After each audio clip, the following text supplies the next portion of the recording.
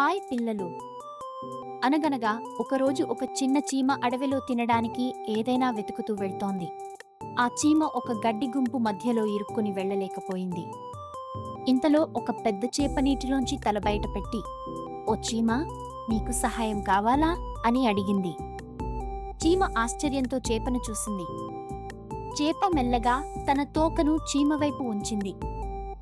చీమ దానిపై నెమ్మదిగా నడిచిపోతూ బయటకు వచ్చింది. చీమ చాలా సంతోషంతో చేపకి థాంక్స్ చెప్పింది. కొన్ని రోజులు గడిచాయి. ఒకరోజు చేప చెరువు ఒడ్డుకు అనుకోకుండా వచ్చి ఇరుక్కుపోయింది.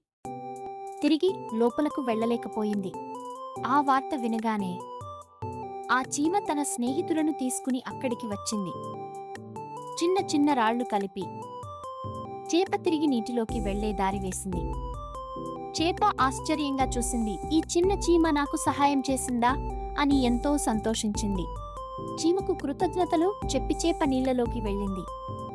పిల్లలు, ఈ కథలోని నీతిని తెలుసుకోవడానికి వీడియోను లైక్ చేయండి. ఈ కథ నుండి మనం నేర్చుకునేది ఏమిటంటే, చిన్నవాళ్లు అయినా పెద్ద మనసుతో సహాయం చేయగలరు. ప్రతి ఒక్కరి సహాయం ముఖ్యమే. Like and subscribe for more fun.